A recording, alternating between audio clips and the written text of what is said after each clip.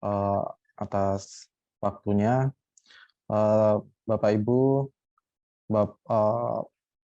panitia penyelenggara serta rekan-rekan seminar nasional digital yang saya hormati. Selamat siang, Assalamualaikum warahmatullahi wabarakatuh.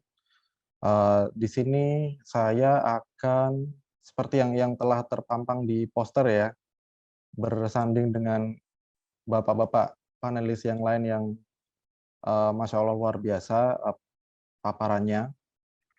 Mohon izin saya mau memulai untuk share screen.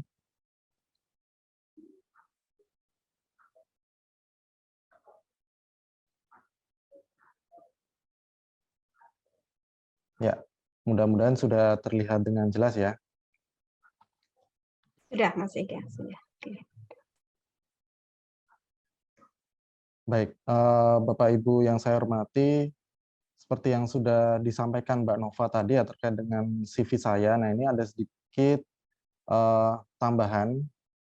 Jadi jika dibandingkan dengan CV-nya tadi Pak Boni, itu mungkin CV saya masih cukup sepi begitu bisa dibilang. Nah, ini sedikit perjalanan saya di dunia digital, Bapak Ibu. Jadi memang di tahun 2006 itu saya sudah mulai mengeksplorasi sedikit dari bahasa pemrograman web, dan 2008 dilanjutkan ke HTML begitu. Kemudian pada tahun 2009 saya mengelola Facebook page untuk SMP. Kemudian di tahun 2010 juga saya menginisiasi dan mengelola Facebook page untuk SMK yang kemudian saya serahkan ke pihak sekolah gitu. Nah, kemudian pada tahun 2011 saya punya blog yang sudah cukup lama, itu sudah tembus 25.000 visitor per hari. Dan tahun 2012 saya diterima di Universitas Gadjah Mada. Nah, tadi di CV saya juga tertera beberapa tugas kerja. Nah, itu saya tidak berganti tugas kerja, tapi memang bertambah seiring waktu begitu. Dan itu semua saya lakukan dengan secara otodidak ya. Jadi memang ada selalu challenge baru dari atasan begitu untuk menghandle tugas-tugas baru yang memang belum pernah dilakukan sebelumnya. Nah, itu memang saya lakukan secara otodidak dan mengalir begitu saja mengikuti waktu. Kemudian saya lanjut. Nah,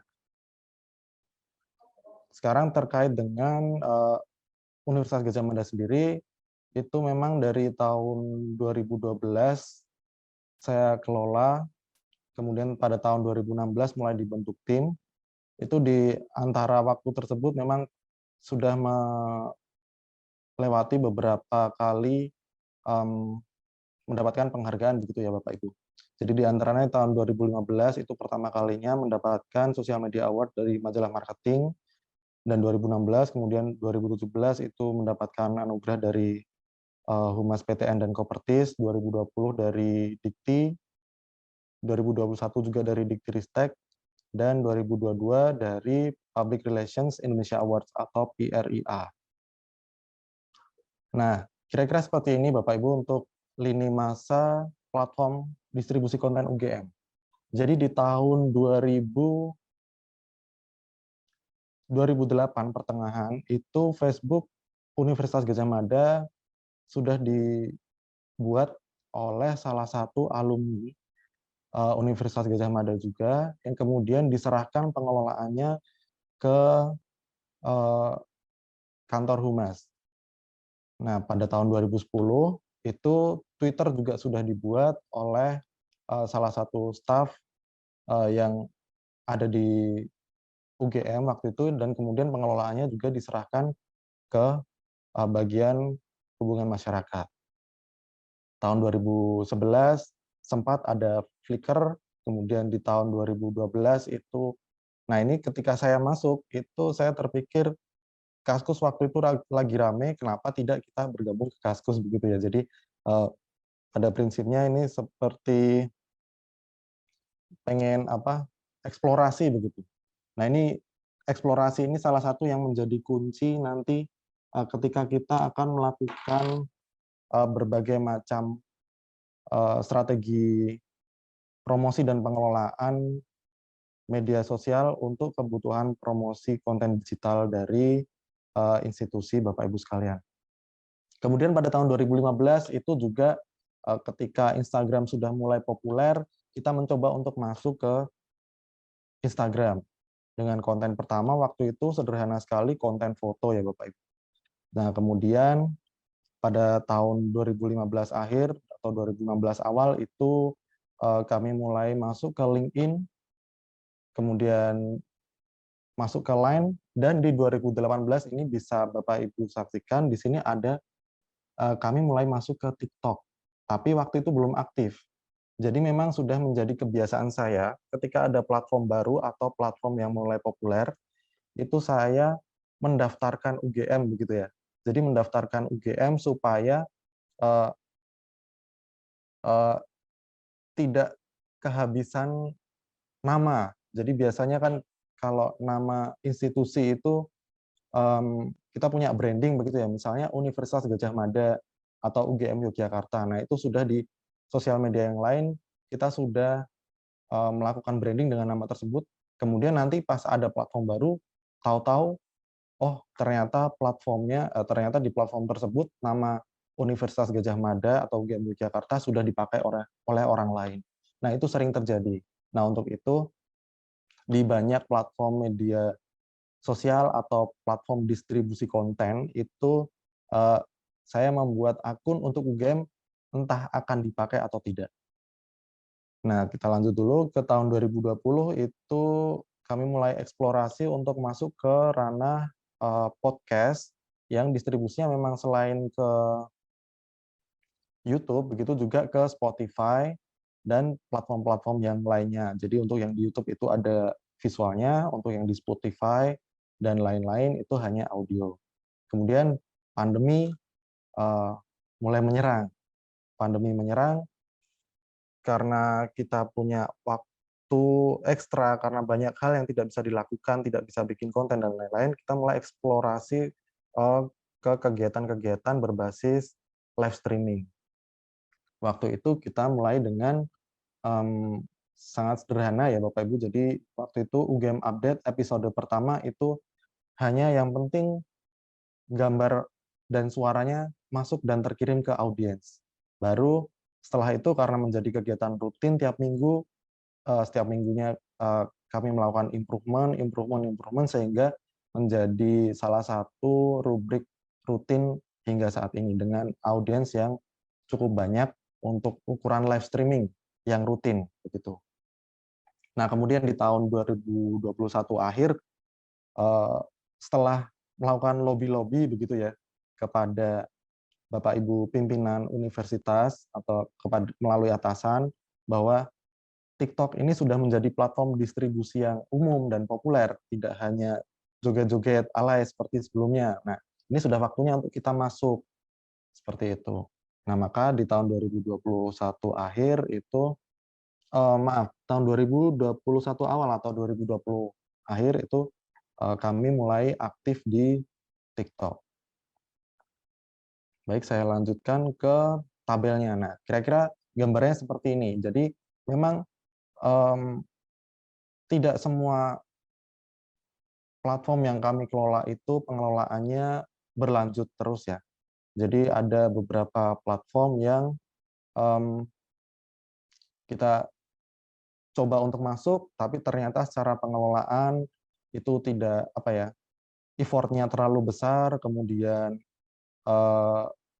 platformnya juga tidak terlalu berkembang, maka kita stop, kami stop gitu. Di antaranya ada Flickr dan Kaskus itu hanya bertahan 1 sampai 2 tahun.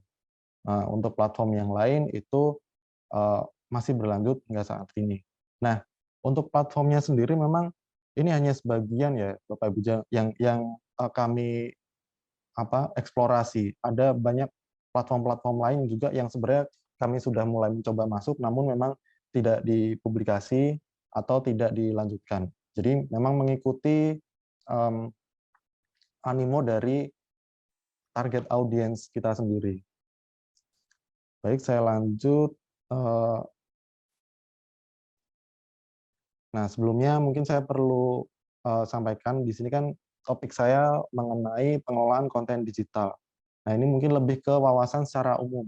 Untuk teknisnya seperti apa, itu akan ada banyak cara yang Bapak Ibu bisa eksplorasi dan itu akan terus berkembang dan mudah-mudahan dengan wawasan secara umum ini em, akan muncul ide-ide baru untuk Bapak Ibu yang belum eh, terpikirkan seperti itu. Kemudian untuk Bapak Ibu yang sudah terpikirkan jadi lebih yakin untuk melakukan eksperimen-eksperimen. Nah, apa sih yang harus dikelola di di dunia digital untuk promosi konten? Di antaranya ada publikasi yang nanti arahnya akan menuju ke interaksi dengan audiens, kemudian mengarah ke keterlibatan atau engagement. Yang kedua ada komplain. Nah, ini komplain itu bisa jadi komplain karena konten kita, karena institusi kita, atau karena hal-hal lain yang kita sebenarnya tidak pernah terpikirkan ya. Apalagi semakin populer institusi tempat kita yang kita promosikan, itu terpaan angin akan semakin kuat. Jadi haters tuh biasanya mulai bermunculan. Nah, ini eh, kadang tidak bisa diprediksi. Ketika ada komplain, kemudian kita bisa respons dengan positif, itu nanti akan menjadi pesan dan feedback yang baik untuk institusi kita. Atau jika kita gagal melakukan pengelolaan komplain, bisa bergulir menjadi sebuah krisis. Kurang lebih seperti itu. Nah, sebenarnya untuk pekerjaan-pekerjaan di pengelolaan konten digital ini sebenarnya sangat spesifik ya. Dan misalnya ada di bidang sosial media itu ada jabatan-jabatan seperti sosial media strategis, sosial media spesialis, sosial media marketing, seperti itu. Nah, untuk di sini saya memang tidak terlalu ke strategi spesialis atau marketing, jadi karena saya juga otodidak dan membidangi banyak tugas begitu, jadi untuk saat ini saya hanya support untuk teknis-teknis pengelolaan media sosialnya saja. Nah, ini mungkin nanti Bapak Ibu bisa mengeksplorasi untuk kegiatan-kegiatan yang berhubungan dengan sosial media strategis, spesialis, dan juga marketing, dan lain sebagainya. Nah, sebelum lanjut lebih jauh ya, ada satu hal penting yang perlu Bapak Ibu perhatikan, yaitu keamanan akun. Kenapa keamanan akun ini penting? Karena platform distribusi atau sosial media yang Bapak Ibu nanti akan kembangkan dan akan dipromosikan dan akan dibesarkan begitu ya. Jangan sampai nanti ketika sudah besar eh, hilang begitu saja karena kesalahan-kesalahan keamanan seperti ini. Jadi keamanan itu eh, salah satu kunci em, apa sustainability atau keberlanjutan dari keberadaan akun platform digital Bapak Ibu sekalian. Nah, ini ada sedikit best practice ya untuk keamanan akun, di antaranya itu yang pertama, jangan berbagi password Bapak Ibu. Jadi misalnya ada um, sosial media seperti Facebook, kemudian seperti LinkedIn, itu ada fitur-fitur untuk bisa menambahkan admin. Nah, sebaiknya itu dimanfaatkan. YouTube juga. Jadi fitur-fitur tersebut adalah untuk mengurangi potensi keamanan akun dari aktivitas-aktivitas seperti berbagi password. Kemudian yang kedua, jangan mencatat password di laptop. Sebaiknya dihindari begitu ya Bapak Ibu. Alasannya kenapa? Nanti saya jelaskan. Nah, yang ketiga, mengaktifkan autentikasi dua faktor. Jadi autentikasi dua faktor ini adalah satu lapis keamanan tambahan yang dapat membantu Bapak Ibu untuk mengamankan akun tersebut, karena jika hanya password saja, maka setiap orang yang sudah pegang username dan password akan bisa mengakses dan melakukan hal-hal yang tidak diinginkan terhadap akun platform sosial media dari institusi Bapak Ibu dan rekan-rekan. Kemudian yang keempat, pastikan semua admin itu aman. Mohon maaf, ini saya revisi sedikit untuk memastikan semua admin itu aman. Itu adalah hal-hal yang perlu dilakukan ya. Jadi ini saya hapus dari sini. Baik. Ya, kita bisa lanjut. Nah, ini yang terakhir tadi berarti ada 3 hal yang jangan dilakukan. Oh, maaf, maaf. Ada 2 hal saja yang sebaiknya tidak dilakukan. Nah, 4 yang lain itu adalah hal-hal yang saya sangat menyarankan untuk dilakukan. Di antaranya adalah mengganti password secara rutin, mencatat password di kertas ini sebagai pengganti untuk mencatat password di dalam laptop atau di handphone atau di dokumen di cloud begitu. Jadi sedikit mengutip tadi dari Pak Boni bahwa dunia digital ini borderless, tidak ada batasan. Ketika kita mencatat sebuah password,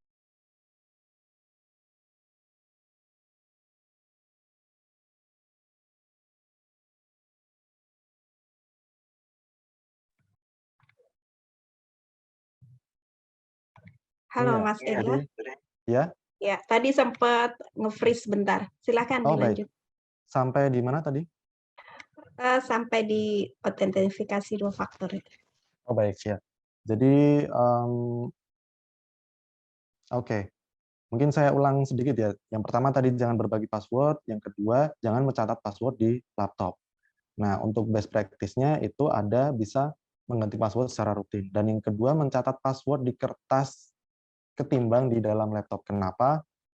Mengutip dari Pak Boni tadi bahwa dunia digital itu borderless, tidak ada batas. Siapa saja yang memiliki akses ke internet itu dapat terhubung satu dengan yang lainnya. Nah, dengan Bapak Ibu terhubung ke internet, itu laptop Bapak Ibu sebenarnya sudah berpotensi untuk dapat diakses dari tangan-tangan yang tidak bertanggung jawab dan mencuri data. Nah, itu jika ada password atau hal-hal lain yang sifatnya itu penting, itu eh, bisa diambil oleh dan dimanfaatkan secara tidak baik oleh tangan-tangan yang tidak bertanggung jawab. Sedangkan jika mencatat password di kertas, maka potensi kebocoran password ini hanya terhadap orang-orang di sekitar Bapak Ibu, misalnya teman kerja atau tetangga atau yang lainnya. Karena tidak mungkin orang dari Amerika misalnya datang ke rumah dan mengambil kertas tersebut. Kemudian autentikasi 2 faktor ini juga penting, seperti yang tadi sudah saya sampaikan bahwa dengan hanya memiliki password saja, dengan hanya menggunakan password, artinya orang yang sudah terlanjur pegang password itu dapat mengakses akun Bapak Ibu sekalian. Nah, dengan adanya autentikasi 2 faktor, ada satu lagi lapis keamanan yang memastikan orang-orang yang tidak seharusnya mengakses itu tidak bisa mengakses. Kemudian yang keempat, memastikan semua admin aman. Jadi seperti di YouTube, kemudian di Facebook dan lain-lain itu kan yang modelnya multi admin ya Bapak Ibu, itu dipastikan semua adminnya itu akunnya telah aman. Karena jika ada satu saja yang kebobolan, maka akun tersebut bisa diakses, eh, terutama jika hak akses akun yang kebobolan tersebut adalah seorang admin atau manajer atau owner. Nah, ini ada beberapa jenis akun untuk lembaga dan ini bisa berbeda dari satu platform dengan platform yang lain. Di Facebook itu misalnya ada personal dan ada page atau bisnis, di Instagram ada personal dan bisnis dan kreator, TikTok juga ada personal, bisnis, kreator, dan lain-lain. Nah, apa benefit yang bukan personal? Tentu yang pertama, ada beberapa fitur yang memang tidak disediakan di akun personal. Misalnya, fitur analitik tidak selengkap di tidak terlalu lengkap jika di akun personal. Kemudian tools-tools untuk branding dan lain-lain itu juga tidak ada di akun-akun personal biasanya.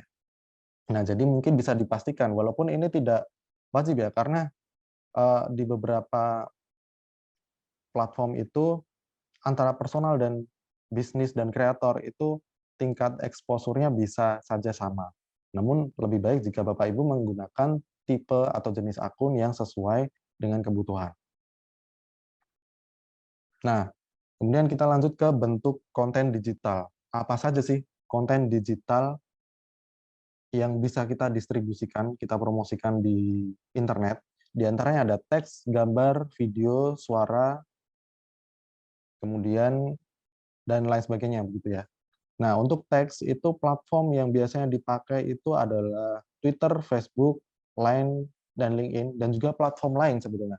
Jadi sekarang banyak platform yang memang bisa dipakai untuk apapun, tapi memang ada tipikal-tipikal konten yang akan lebih disukai oleh para pengguna, sehingga hal itu bisa Bapak Ibu manfaatkan untuk mempromosikan konten-konten sesuai dengan preferensi para audiens di platform tersebut. Nah, misalnya Maaf gambar. Mas Ega, waktunya tinggal sekitar 5 menit lagi. Oh ya, baik, kita percepat Ya. ya. Jadi untuk bentuk-bentuk konten digital seperti ini, saya lanjut lagi, mungkin kita percepat. Nah, peralatan pembuatan konten. Di zaman sekarang ini, kita sudah pegang semua orang sudah pegang satu perangkat yang sangat powerful yang bisa melakukan hampir apapun ya, dari merekam, mengedit, sampai mempublikasi, termasuk juga melakukan live streaming dan lain-lain. Nah, ini Bapak Ibu bisa eksplorasi berbagai aplikasi dan pemanfaatan dari smartphone begitu. Kemudian, nah ini tadi sedikit disinggung juga oleh Pak Boni tentang hak cipta. Ya, tentang hak cipta itu jangan sampai diabaikan. Jadi memang terkait hak cipta ini cukup penting ya, terutama kita dalam memproduksi konten dan kita publikasikan lagi, itu tentunya banyak mata-mata nanti yang akan melihat, banyak netizen yang akan, "Loh ini kok pakai konten hak cipta, loh ini kok mengambil konten saya," dan lain-lain. Mungkin kan ada beberapa dari kita yang masih sering mengambil gambar-gambar dari Google. Nah, alternatifnya Bapak Ibu bisa memanfaatkan platform penyedia stok seperti jika gambar itu seperti Freepik, Canva, dan lain-lain, itu ada aset-aset yang bisa digunakan secara gratis, begitu juga dengan stok-stok video dan juga audio. Nah, untuk konten live sendiri itu saya membagi menjadi 2 kategori, ada semi interaktif dan interaktif. Yang semi interaktif ini bisa saja satu arah, namun jika ingin dimanfaatkan untuk 2 arah itu lebih ke eee, komentar-komentar seperti itu ya. Jadi misalnya eee, di YouTube begitu, kita melakukan live streaming, kemudian ada komentar, nah kita berinteraksi dengan audiens melalui komentar-komentar itu. Nah, ini ada platform-platform yang semi interaktif dan juga interaktif, baik yang platform yang bisa untuk video maupun yang hanya bisa suara. Untuk interaktif itu sebenarnya tidak jauh-jauh dari sekitar kita. Salah satunya adalah Zoom Meeting, ini adalah salah satu platform interaktif untuk berbagi konten secara langsung. Nah, kemudian untuk metode siaran live itu ada 2, yang satu bisa live murni seperti yang kita lakukan saat ini, di sini saya berbicara secara langsung kepada Bapak Ibu audiens. Nah, ada juga bisa menggunakan simulated atau pre-recorded. Jadi konten tersebut sudah direkam sebelumnya namun disajikan kepada audiens dalam bentuk live begitu ya. Jadi sudah direkam tapi nanti disajikannya seolah-olah itu live. Ibaratnya seperti tampungan air yang airnya nanti dikeluarkan sedikit-sedikit. Jadi mau tidak mau audiens harus mengikuti terlebih dahulu walaupun kontennya sebenarnya sudah siap 100%. Kemudian diversifikasi platform dan kanal. Nah, ini sangat penting. Jadi jangan kita hanya bergantung pada satu platform saja. Jadi misalnya, oh, unit kerja saya sepertinya hanya butuh Instagram. kemudian hanya punya satu akun Instagram, dan kita bangun akun tersebut sampai menjadi cukup populer, audiensnya banyak, namun suatu hari nanti akunnya bermasalah, dan itu Bapak Ibu akan kehilangan audiens. Nah, untuk menghindari itu, bisa pelan-pelan Bapak Ibu melakukan diversifikasi platform dan kanalnya. Jadi, punya akun di Twitter, di Instagram, di Facebook, YouTube, dan lain-lain. Itu nanti cukup membantu ya ketika ada satu bermasalah, maka kita masih punya basis audiens di platform-platform yang lain. Upayakan kontennya unik antar platform dengan konten yang berbeda-beda, atau kontennya sama namun penyajiannya berbeda-beda. Atau kalau misalnya terlalu banyak effort, oke, konten sama itu lebih baik daripada tidak ada kontennya sama sekali. Nah, ini untuk distribusi audiensnya dari platform-platform Bapak Ibu yang sudah populer, itu bisa dipromosikan follower-nya untuk diminta mem-follow platform yang lain. Misalnya Bapak Ibu sudah populer di Instagram, kita manfaatkan Instagram tersebut untuk mempromosikan akun Twitter kita, supaya follower juga bisa follow ke Twitter-nya dan lain sebagainya. Baik, Mas Ega, ini waktu sudah habis, mungkin 1 menit lagi ya, Mas Oh ya, Ega, baik. untuk Nah, closing-nya. ini baik. Jadi di antaranya ada distribusi audiens, kemudian aksesibilitas itu juga cukup penting ya. Ini kaitannya selain dengan nanti bagaimana audiens itu bisa yang terutama yang difabel itu bisa mengkonsumsi konten kita, juga untuk mesin pencari. Ternyata konten-konten yang ramah difabel itu juga ramah mesin pencari, sehingga konten Bapak Ibu bisa lebih tereksplorasi oleh mesin pencari seperti Google dan yang lainnya. Nah, kemudian untuk strategi penyajian konten itu kita harus terus berinovasi, menjadi pionir, mencoba hal baru, memanfaatkan platform dan fitur baru, serta konsisten. Karena di dunia digital ini segalanya terus maju. Kalau kita hanya berjalan, itu kita seperti diam di tempat. Kalau kita berlari, baru kita maju. Ketika kita diam, itu kita sebenarnya mundur, Bapak Ibu. Nah, kemudian kita perlu menonjolkan diri. Jika banyak akun-akun lain yang serupa, kita harus mempunyai satu pembeda, baik itu pembeda secara visual maupun secara konten. Kemudian ciptakan engagement atau keterlibatan audiens melalui komentar dan perpesanan.